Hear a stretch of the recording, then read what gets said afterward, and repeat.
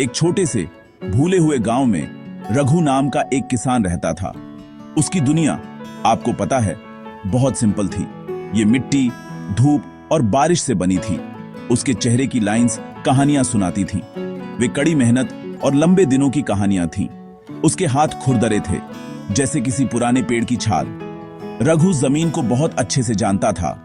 उसे पता था कि जमीन कब प्यासी है और उसे पता था कि बीज कब सोना चाहते हैं।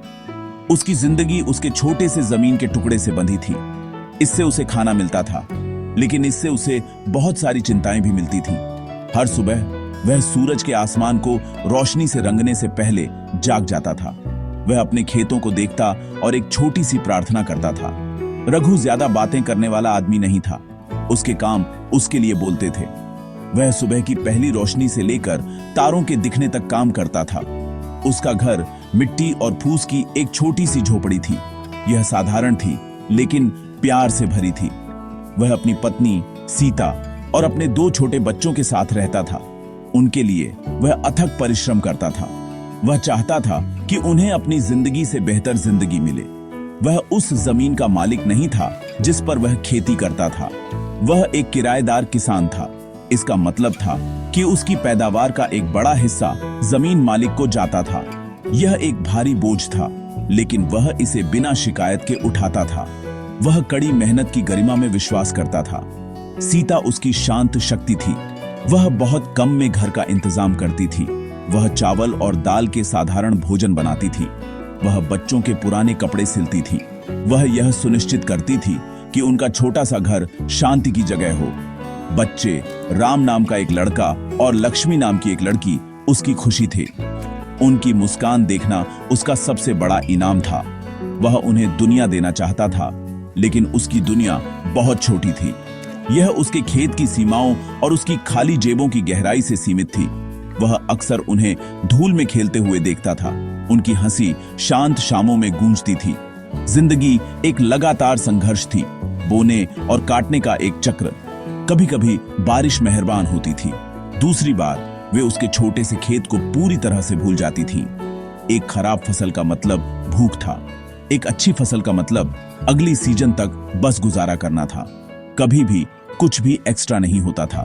बड़े सपनों या फैंसी चीजों के लिए कोई जगह नहीं थी।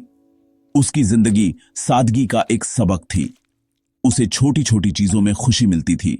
गर्मी के दिन में ठंडी हवा, एक पके आम का मीठा स्वाद, उसके बच्चों के अक्षर सीखने की आवाज। ये छोटे पल मुश्किलों भरी जिंदगी में उसके खजाने थे। रघु के लिए हर दिन उसकी ताकत की एक परीक्षा थी। सूरज उगता था और उसके साथ उसके कामों की लिस्ट भी। उसे दूर गांव के कुएं से पानी लाना होता था। कुआं हमेशा भीड़ वाला होता था और उसे अपनी बारी का इंतजार करना पड़ता था। फिर वह भारी बर्तन अपने कंधों पर अपने खेत तक वापस ले जाता था। चलना लंबा था और सूरज अक्सर तेज होता था। उसके कंधे दुखते थे, लेकिन उसने कभी अपनी गति धीमी नहीं की। फसलें उसके बच्चों जैसी थीं। उन्हें जीने के लिए पानी चाहिए था। वह हर पौधे के आधार पर सावधानी से पानी डालता था। वह उनसे बातें करता था, उन्हें मजबूत और स्वस्थ बढ़ने के लिए प्रोत्साहित करता था। दोपहरें सबसे मुश्किल होती थीं। सूरज ठीक ऊपर होता था, बिना दया के बरसता था। उसके खुले खेत में कोई छांव नहीं थी। वह काम करता रहता था, उन खरपतवारों को हटाता था जो उसकी फसलों से खाना चुराने की कोशिश करते थे। उसकी पीठ घंटों झुकने से दुखती थी।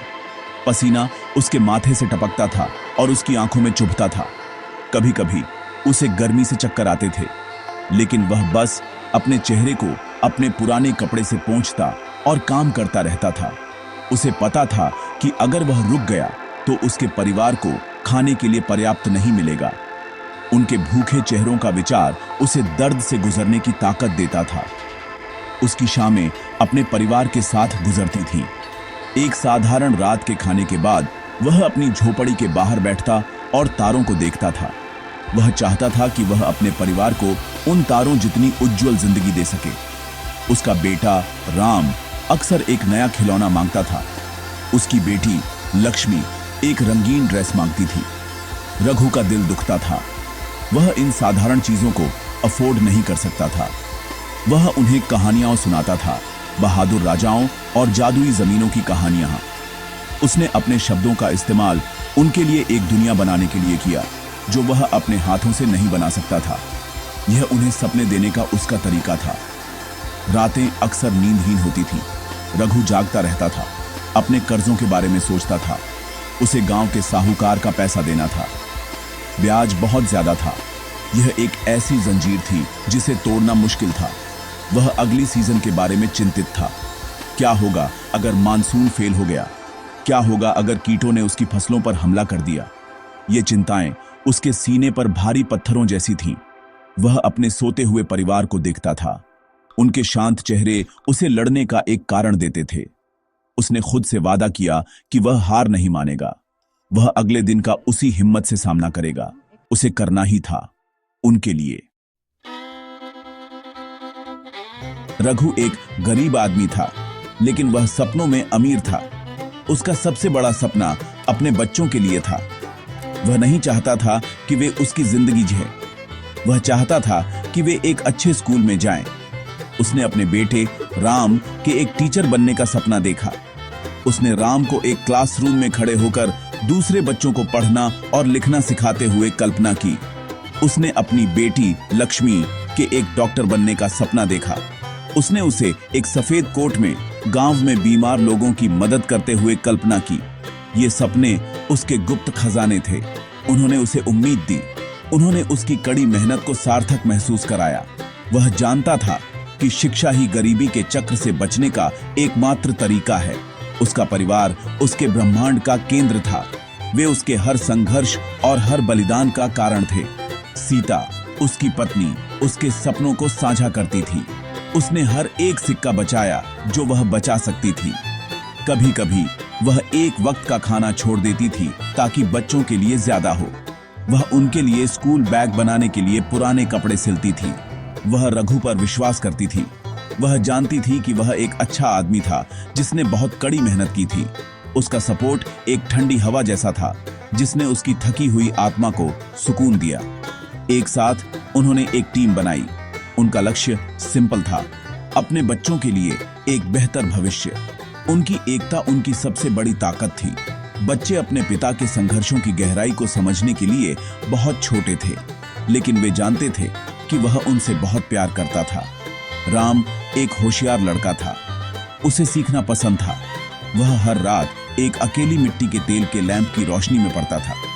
वह अपने पिता को गर्व महसूस कराना चाहता था। लक्ष्मी एक दयालु लड़की थी। वह घर के कामों में अपनी मां की मदद करती थी। वह अक्सर अपने पिता को खेत में एक गिलास पानी लाती थी। उनके प्यार के छोटे छोटे काम रघु के थके हुए शरीर और चिंतित मन के लिए दवा जैसे थे।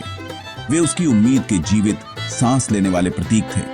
हर साल गांव के त्योहार के दौरान रघु दूसरे परिवारों को नए कपड़े और मिठाइयां खरीदते हुए देखता था। वह ऐसा नहीं कर सकता था। उसे दुख होता था, लेकिन फिर वह अपने बच्चों की चमकदार आंखों को देखता था जो सिर्फ त्योहारों को देखकर उत्साह से भरी होती थी। वह उन्हें एक छोटी सस्ती कैंडी खरीदता था। इसे पाकर उनके चेहरों पर जो खुशी होती थी वह अनमोल थी। इन्हीं पलों में उसने खुद से अपना वादा रिन्यू किया। वह और ज्यादा मेहनत करेगा। वह एक रास्ता ढूंढेगा।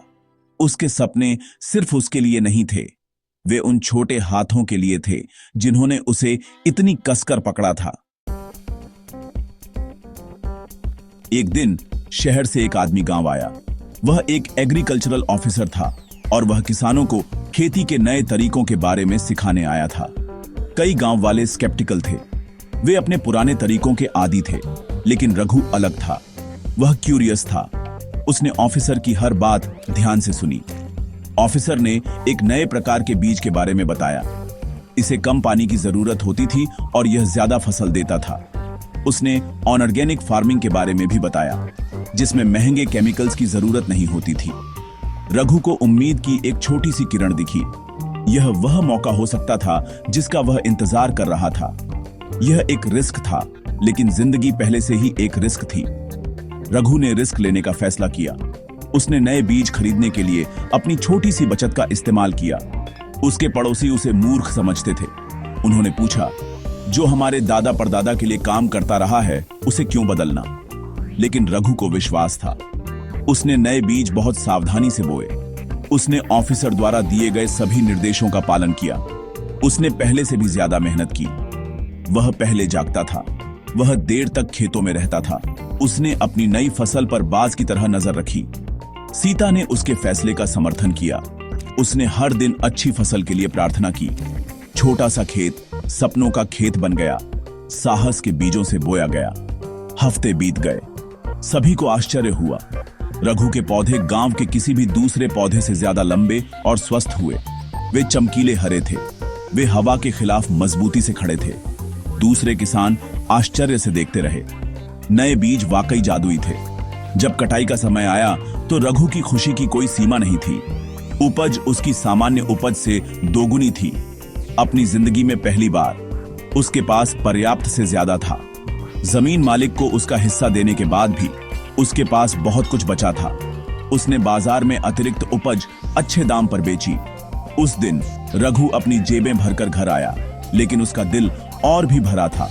उसने साहूकार के सभी कर्ज चुका दिए। उसने अपने बच्चों के लिए नए कपड़े और सीता के लिए एक सुंदर साड़ी खरीदी। उसने राम और लक्ष्मी को गांव के स्कूल में दाखिला दिलाया। उसका सपना आखिरकार जड़ पकड़ रहा था। रघु की सफलता ने दूसरे किसानों को प्रेरित किया। उन्होंने भी नए तरीकों का इस्तेमाल करना शुरू कर दिया। पूरा गांव समृद्ध होने लगा। रघु की कहानी हमें एक साधारण लेकिन शक्तिशाली सबक सिखाती है। कड़ी मेहनत और नई चीजें आजमाने का साहस हमारी नियति को बदल सकता है। उम्मीद वह बीज है जिससे एक नया जीवन उग सकता है।